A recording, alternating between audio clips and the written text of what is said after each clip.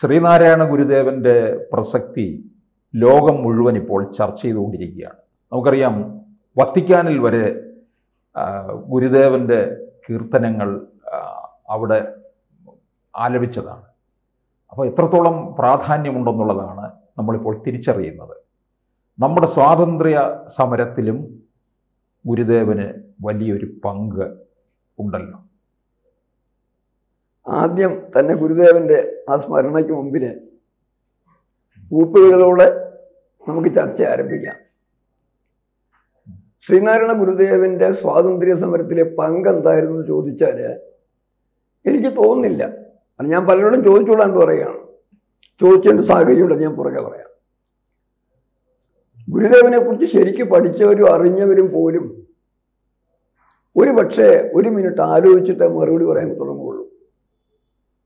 ഇപ്പം എന്നും കാണുന്നതാണ് സൂര്യൻ്റെ പ്രകാശവും സൂര്യൻ്റെ ചൂടും ഒക്കെ അനുഭവിക്കുന്നതാണ് പോലും സൂര്യനെ കുറിച്ചൊന്ന് വിശദീകരിക്കാൻ പറഞ്ഞാൽ ചിലപ്പോൾ നമുക്ക് അത്ര എളുപ്പമാവില്ല. എവിടെ തുടങ്ങണം എവിടെ അവസാനിക്കണം എന്ന് പറയാൻ പറ്റില്ല.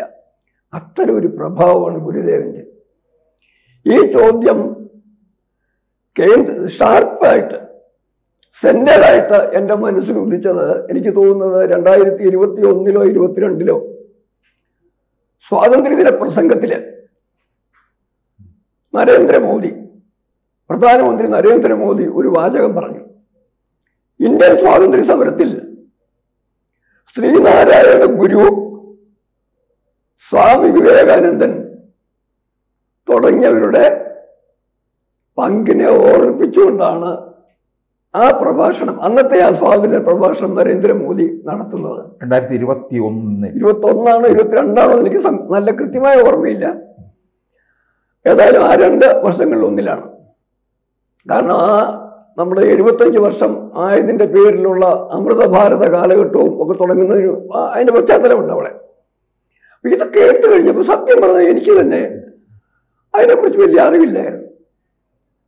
ഞാനപ്പോൾ ഒന്ന് അന്വേഷിച്ചു. ആ അന്വേഷണത്തിൽ വളരെ രസകരമായ ഒരു കാര്യം ഉണ്ടായി. ഇത് ഞാൻ പല പത്രക്കാർക്കും അയച്ചു കൊടുത്തിട്ടും ലേഖനമല്ല, ഈ വാർത്ത എടുത്ത് അയച്ചു കൊടുത്തിട്ടും ആരും ഇത് കൊടുത്തു പോലുമില്ല, വന്നു പോലുമില്ല. കാരണം ഗുരുദേവന്റെ പേര് പറഞ്ഞിട്ട് ചട്ടമ്പിസ്വാമിയുടെ പേരെന്താ പറയാത്തതെന്ന് ഒരു കൂട്ടര്. കേരളത്തിന്റെ സാഹചര്യം അറിയാമല്ലോ. വേറൊരു കൂട്ടര് ഗുരുദേവന്റെ നേര് പറഞ്ഞ് ഇങ്ങനൊരു ചർച്ച വന്നാൽ അത് നരേന്ദ്രമോദിക്ക് പ്രയോജനം ചെയ്തെങ്കിലോ എന്നൊരു കൂട്ടര്. ഏതായാലും 2 കൂട്ടർ ഈ വിഷയം ചർച്ച ചെയ്തിട്ടില്ല.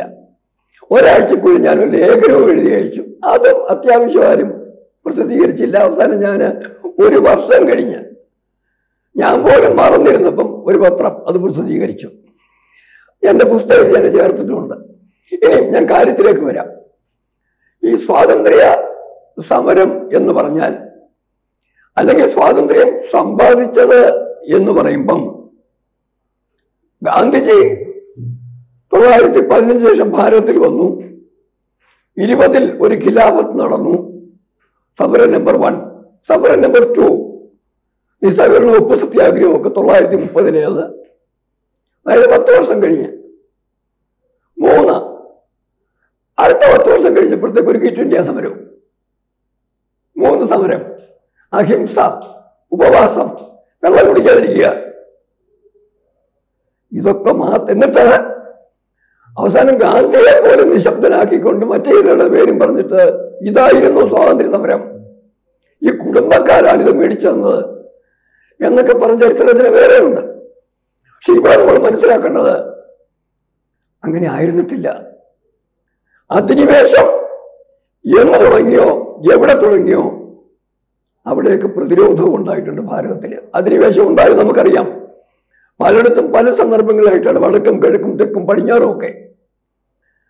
ചെറിയ ചെറിയ നാട്ടുരാജ്യങ്ങളിൽ, ചെറിയ ചെറിയ പ്രദേശങ്ങളിൽ, ചെറിയ ചെറിയ സമൂഹങ്ങളിലും ഒക്കെ ഈ കടന്നാക്രമണം ഉണ്ടായപ്പോൾ അത് ഇസ്ലാമിക അധിനിവേശമാണെങ്കിലും ആംഗ്ലോ ക്രിസ്ത്യൻ അധിനിവേശമാണെങ്കിലും യൂറോപ്പിലെ മറ്റു രാജ്യങ്ങളുടെ അധിനിവേശമാണെങ്കിലും ഇതൊക്കെ നടക്കുന്നു. വരുമ്പോഴൊന്നും വെറുതെ കയറിപ്പോന്നോളം പറയില്ലായിരുന്നു. ഒരു ജീവൻ കൊടുത്ത് അതിനെ പ്രതിരോധിക്കാൻ ശ്രമിച്ചിട്ട് നടക്കാതെ പോയെടുത്ത് ആ ചോരപ്പുഴ ചവിട്ടിയാണ് ഓരോ അധിനിവേശ ശക്തികളും ഭാരതത്തിലേക്ക് കടന്നുകൊണ്ടിരിക്കുന്നത്. അപ്പൊ അതിനുവേണ്ടി എതിർക്കാനുള്ള സമരവും ചെറുക്കാനുള്ള പോരാട്ടവും വേലുത്തമ്പിയുടെയും പഴശ്ശിരാജാവിന്റെ ഒക്കെ ചരിത്രം നമുക്കറിയാം. അതും ആസാമിലെയും തമിഴ്നാട്ടിലെയും ഒറീസയിലെയും ഉത്തർപ്രദേശിലെയും എല്ലാം ചെറിയ ചെറിയ നാട്ടുരാജ്യങ്ങളിൽ പോലും പ്രതിരോധം ഉണ്ടായിട്ടുണ്ട്. ഇതിനൊക്കെ അപ്പുറമായിട്ട് മറ്റൊരു കാര്യങ്ങൾ ഉണ്ടായിട്ടുണ്ട്. ഭാരതത്തിലെ സന്യാസി സമൂഹം പലരും ചർച്ച ചെയ്യാത്തൊരു വിഷയമാണ്. അവിടെയാണ് ഗുരുദേവന്റെയും വിവേകാനന്ദന്റെയും ഒക്കെ കാര്യത്തിലേക്ക് വരേണ്ടി വരുന്നത്. അവരുടെ പങ്കിക്കാര്യത്തിൽ വളരെ പ്രസക്തമായ പങ്കായിരുന്നു. അപ്പൊ ശരിക്കും പറഞ്ഞാല് ഭാരതത്തിന് സ്വാതന്ത്ര്യ സമര വിജയം ഉണ്ടായത് എങ്ങനെയാണെന്ന് ചോദിച്ചാല് അത് പഠിക്കുന്ന ചരിത്രകാരന് വീര വിനായക ദാമോദർ സവർക്കറുടെ ദൃഷ്ടിക്കും വീക്ഷണവും ഉണ്ടാവണം. അദ്ദേഹം ഭാരതത്തിന്റെ 6 സുവർണ കാലഘട്ടങ്ങൾ എന്ന് പറഞ്ഞ പുസ്തകം ഭാരതത്തിന്റെ അധിനിവേശ കാല ചരിത്രത്തെക്കുറിച്ച്, ചെറുത്തുവന്നതിനെ കുറിച്ച്, വിജയിച്ചതിനെ കുറിച്ച്, ധീരമായ പോരാട്ടങ്ങളെ കുറിച്ചൊക്കെ എഴുതിയിട്ടുണ്ട്. അപ്പൊ ചുരുക്കത്തിൽ പറയാമെങ്കിൽ നമ്മൾ ഇവിടെ അരുവിക്കര നമ്മുടെ ശിവനെ പ്രതിഷ്ഠിച്ച ചരിത്രം, അരുവിപ്പുറത്ത് നമ്മുടെ ശിവനെ പ്രതിഷ്ഠിച്ച് ചരിത്രം തിരുത്തി കുറിച്ച ശ്രീനാരായണ ഗുരുദേവനെ കുറിച്ച് അറിയണമെങ്കിൽ ആ മഹാരാഷ്ട്രയിലെ രാജഗിരിയിൽ പതിതപാവന ക്ഷേത്രം നിർമ്മിച്ച് അവിടെ തോട്ടിയെ പൂജാരിയാക്കിയ, ആർക്കും ഒന്ന് തൊഴാം എന്ന അവസരം ഉണ്ടാക്കിയ, നിങ്ങൾക്ക് വരണമെങ്കിൽ ഇവിടെ ഒന്നിച്ചിരുന്ന് ഭക്ഷണം കഴിക്കാൻ തയ്യാറുണ്ടായാൽ വന്നാൽ മതിയെന്ന് പറഞ്ഞ ആ വീരവിനായക ദാമോദർ സവർക്കറുടെ ചരിത്ര വീക്ഷണം ഉണ്ടാകണം എന്നുള്ളതാണ് പ്രശ്നം. പിന്നെ ഞാൻ മറ്റൊരു കാര്യം കൂടി പറയാം. അവിടെ പ്രധാനപ്പെട്ട ഒരു ഘടകമാണ് ഡോക്ടർ അംബേദ്കർ 1936 ഉയർത്തി കാണിച്ചൊരു പ്രശ്നം. അത് മാത്രമേ ഞാൻ ഇവിടെ സൂചിപ്പിക്കാനും വിചാരിക്കുന്നുള്ളൂ. അത് മറ്റൊന്നുമല്ല, അദ്ദേഹം മതപരിവർത്തനത്തെ കുറിച്ച് ചിന്തിച്ചു, ഹിന്ദുമതം വിട്ട് പുറത്തു പോകാൻ തീരുമാനിച്ചു. ആ ഘട്ടത്തില് 8 കോടി, അന്നത്തെ കാലത്ത് 8 കോടി രൂപയാണ് ഹൈദരാബാദ് നിസാം ഓഫർ ചെയ്തത് ഇസ്ലാമായിട്ട് പരിവർത്തനം ചെയ്യുന്നതിന്. ഇംഗ്ലീഷുകാരുമായിട്ടും അവരുടെ ഭരണാധികാരിയുമായിട്ടും ക്രിസ്ത്യൻ സഭയുടെ ഉന്നത തലങ്ങളിലും നല്ല ബന്ധമുണ്ടായിരുന്ന ഡോക്ടർ അംബേദ്കറെ പരിവർത്തനം ചെയ്ത് അങ്ങോട്ട് കൊണ്ടുപോകാൻ വേണ്ടി അവരും പരിശ്രമിച്ചു. 30കളുടെ ആദ്യം ആണ് അംബേദ്കർ പ്രഖ്യാപിക്കുന്നത്. അപ്പൊ അംബേദ്കർക്ക് അപകടം മനസ്സിലായി. പണവും പ്രലോഭനങ്ങളുമായിട്ട് എൻ്റെ പുറകെ കൂടെ പലരും ഉണ്ടാവും. അംബേദ്കർ പരസ്യമായി പ്രഖ്യാപിച്ചു, ഞാൻ ജനിച്ചത് ഹിന്ദുവായിട്ടായത് അതിലെനിക്ക് ഒന്നും ചെയ്യാൻ വയ്യായിരുന്നു, എങ്കിലും മരിക്കുന്ന ഒരു ഹിന്ദു മതത്തിൽപ്പെട്ട ആളായിട്ടാവില്ല എന്ന് പറഞ്ഞിട്ട് അംബേദ്കർ പറഞ്ഞു, ആ ജാതി പ്രശ്നത്തിന്റെ പേരിലാണ് എന്ന് ഞാൻ പറഞ്ഞു തരും. നിങ്ങളെല്ലാവരും ഉടനെ ചാടി കയറി അങ്ങോട്ടും ഇങ്ങോട്ടും ഓടരുത്, ഞാൻ പറയാം എങ്ങോട്ട് പോകണമെന്ന്, എങ്ങോട്ട് മാറണമെന്ന് ഞാൻ പറയാമെന്ന് പറഞ്ഞ ശേഷം 1935 36 അദ്ദേഹം ഗുജറാത്തിലെ ഭാരതിയിൽ വെച്ച് പത്രക്കാരുമായിട്ട് ഒരു സംഭാഷണത്തിലാണ് കൃത്യമായിട്ടും എന്ത് ചെയ്യണമെന്ന് പറയുന്നത്. അത് അന്നത്തെ ടൈംസ് ഓഫ്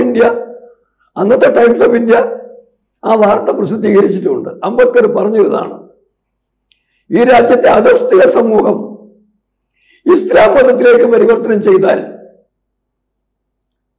അത് അവരുടെ അംഗസംഖ്യ വർദ്ധിക്കും, അത് ഈ രാജ്യത്തെ അടിസ്ഥാന വർഗത്തെ ഹൈന്ദവ സംസ്കൃതിയിൽ നിന്നും അകറ്റി മാറ്റും, അത് അപകടകരമാണ്. ഇനിയും അതല്ല, ക്രിസ്ത്യൻ സമൂഹത്തിലേക്ക് പോകാമെന്ന് വിചാരിച്ചാൽ പകുതി ജനസമൂഹവും അങ്ങോട്ട് പോയി കഴിയുമ്പം അവരുടെ സംഖ്യ ഇരട്ടിക്കും, അതോടുകൂടി ഭാരതത്തിന്റെ സ്വാതന്ത്ര്യം എന്നുള്ള കാര്യം നടക്കാത്ത കാര്യമായിട്ട് മാറും എന്നാണ് അംബേദ്കർ പറഞ്ഞത്. അവിടെ ഒന്ന് ആലോചിച്ച് നോക്കൂ, നാരായണ ഗുരുദേവനെ പോലെ ഒരാള്, ഒരു മഹാനായ വ്യക്തി ഇവിടെ നിന്ന് ഒരു ജാതി, ഒരു മതം, ഒരു ദൈവം എന്ന് പറഞ്ഞിട്ട് മതപരിവർത്തനത്തിന് അർത്ഥമില്ലെന്നും ഈ സമൂഹത്തിൽ നിൽക്കണമെന്നുമുള്ള പ്രധാനപ്പെട്ട സന്ദേശം കൊടുത്തത് തന്നെ ഭാരതത്തിന്റെ ആ സമഗ്രമായ സ്വത്വം വീണ്ടെടുക്കലിന്, അതുപോലെ തന്നെ അധിനിവേശ ശക്തികളെ അടിച്ചിറക്കാൻ വേണ്ടി ഒന്നിച്ചു നിൽക്കുന്നതിനും ഗണ്യമായ സഹായം ചെയ്തിട്ടുണ്ടെന്ന് തീർച്ചയായിട്ടും പറയേണ്ടി വരും. അപ്പൊ ഈ ഒരു നിർബന്ധിത മതപരിവർത്തനത്തിന് ഒരു പരിധി വരെ അന്ന് തടയിട്ടത്? ഒരു പരിധി വരെ അല്ല, ഒരു പരിധി വരെ എന്ന് പറഞ്ഞാൽ പോരാ, അത് വലിയ പരിധി വരെ. അതിനെ വെറുതെ അല്ല, ആധ്യാത്മികവും സാമൂഹികവുമായ വളർച്ച ഭാരതത്തിലെ സമസ്ത സമൂഹത്തിലും, ഏതെങ്കിലും പ്രത്യേക ജാതിയിലുമല്ല, കേരളത്തിൽ മാത്രവുമല്ല, സംസ്കൃതവും തമിഴും എല്ലാം വേണ്ട പോലെ കൈകാര്യം ചെയ്ത്. ഓർമ്മയുണ്ടോ അങ്ങക്ക് ശിവഗിരിയിൽ വന്നപ്പം ഗാന്ധിജി വന്നപ്പം ഏത് ഭാഷയിലാണ് സംസാരിക്കാമെന്ന് ചോദിച്ചു. ഗുരുദേവൻ ചോദിച്ചു സംസ്കൃതത്തിലാവരുതെന്ന് ചോദിച്ചു. സംസ്കൃതത്തിൽ സംഭാഷണം ചെയ്യാമെന്ന്. ഗാന്ധിജി പറഞ്ഞു എനിക്കത് പറ്റില്ല. അങ്ങനെയാണ് പിന്നെ ഒരു സംഭാഷണ ഭാഷ വേറെയാക്കുകയും തർജ്ജമയ്ക്ക് ആളെ ഇരുത്തുകയും ചെയ്തത്. അതൊക്കെ അവിടെ. അപ്പം ശരിക്കും പറഞ്ഞാല് ഭാരതത്തെ സ്വതന്ത്ര രാജ്യം മാറ്റുന്നതിനുള്ള ആ വലിയ പ്രസ്ഥാനത്തിന്, സ്വാതന്ത്ര്യ സമര പ്രസ്ഥാനങ്ങൾക്ക് തന്നെ പറയാം. കാരണം അഹിംസ ഒരു വഴിക്കുണ്ട്, ആയുധം വേണ്ടിയുള്ള സമരത്തിന്റെ വേറൊരു ഘടകമുണ്ട്. ഈ രണ്ട് ഘടകവും എല്ലാത്തിൻ്റെയും പശ്ചാത്തലത്തിൽ ഭാരതം സ്വത്വത്തിലേക്ക് തിരിച്ചു പോകണം, ഭാരതത്തിന്റെ സ്വത്വം ലോകത്തിന്റെ നന്മയ്ക്ക് വേണ്ടി വീണ്ടെടുക്കണം എന്ന ചിന്ത ലോകത്തിന് കൊടുത്തതിൽ ഗുരുദേവന് നിർണായകമായ പങ്കുണ്ട്. അപ്പൊ അതുകൊണ്ട് തന്നെ ഞാൻ ഈ പറഞ്ഞ കാര്യം പ്രസക്തം. ഈ ഒരു കാര്യം എനിക്ക് പ്രത്യേകം സൂചിപ്പിക്കാനുണ്ട്. വിശ്വ ദാർശനിക സമൂഹത്തിന് ഗുരുദേവൻ ആരാണെന്ന് കാട്ടിക്കൊടുത്ത നടരാജ ഗുരുവിന്റെ വാക്കുകളുണ്ട്. അദ്ദേഹം എഴുതിയിരിക്കുന്ന പുസ്തകത്തിന്റെ പേര് വേർഡ്സ് ഓഫ് ഗുരു. ആ വേർഡ്സ് ഓഫ് ഗുരുവില് എങ്ങനെയാണ് ഗുരുദേവൻ ഭാരതത്തിന്റെ പുനഃസൃഷ്ടിയിൽ അല്ലെങ്കിൽ ഭാരതത്തിന്റെ സ്വത്വം വീണ്ടെടുക്കലില് എങ്ങനെയാണെന്ന് ഇടപെട്ടതെന്ന് കൃത്യമായി രേഖപ്പെടുത്തിയിട്ടുണ്ട്. അതുകൊണ്ട് വേർഡ്സ് ഓഫ് ഗുരുവിലെ ആ ഒരു അദ്ദേഹം കുറിച്ചിട്ട വാക്കുകൾ അത് ഇംഗ്ലീഷിലായിരുന്നു. അത് ഞാനൊന്ന് വായിക്കാം. Between the advancing and retreating waves of conflicting influences, only a sturdy swimmer could survive. The task was difficult. To light the torch again from the dying embers of the past. Past glory, and pass it on beyond the borders of the new, so that the best of the past could survive in the future. This was the primary task the Guru felt and called upon to perform. പരസ്പര വിരുദ്ധങ്ങളായ സ്വാധീനങ്ങൾ പിന്നോട്ട് മാറുകയും മുന്നോട്ട് പോകുകയും ചെയ്യുന്ന തിരമാലകളായി മാറുമ്പോൾ ശക്തനായ ഒരു നീന്തൽക്കാരന് മാത്രമേ അതിജീവിക്കാനാകൂ. ദൗത്യം കഠിനമായിരുന്നു.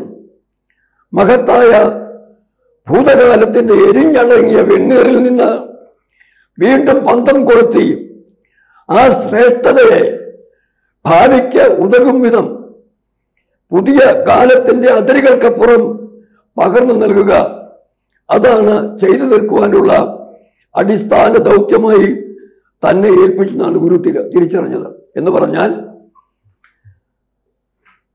ഭാരതത്തിന് നഷ്ടപ്പെട്ട സംസ്കൃതിയെ വീണ്ടെടുക്കുന്നതിനുള്ള യുഗപ്രധാനമായ ദൗത്യമാണ് യുഗപ്രഭാവനെ ഏൽപ്പിച്ചിരുന്നതാണ് അദ്ദേഹം മനസ്സിലാക്കിയെന്നാണ്. ആ ദൗത്യം കൃത്യമായും നിർവഹിച്ച് ചരിത്രം സൃഷ്ടിച്ച ഗുരുദേവൻ സ്വാതന്ത്ര്യ സമ്പാദനത്തിന്റെ ലക്ഷ്യവുമായി മുന്നോട്ട് പോകുന്ന ഭാരത സമൂഹത്തിന്റെ പ്രചോദനമായിരുന്നു, അല്ലെങ്കിൽ ആധ്യാത്മികവും ബൗദ്ധികവും സാമൂഹികവുമായ പശ്ചാത്തലം ഒരുക്കിയ മഹാഗുരുവായിരുന്നെന്ന് പറയുക തന്നെയല്ലേ വേണ്ടത്. ഇത് പറയുന്നതിന് വേണ്ടി സ്വാതന്ത്ര്യം കിട്ടി 75 വർഷം കഴിഞ്ഞിട്ടാണ് ഒരു പ്രധാനമന്ത്രി അത് അംഗീകരിച്ചെന്ന് പറയുമ്പം ആ ശ്രീനാരായണ ഗുരുദേവനെ അംഗീകരിച്ച ആ പ്രസക്തിയെ ചൂണ്ടിക്കാണിച്ച നരേന്ദ്രമോദിയോടും നമ്മൾ കടപ്പെട്ടിരിക്കുന്നു. കൂടുതൽ വാർത്തകളും വിശേഷങ്ങളും നിങ്ങളിലേക്ക് എത്താൻ ABC മലയാളം സബ്സ്ക്രൈബ് ചെയ്യുക, ബെൽബട്ടനും അമർത്തുക.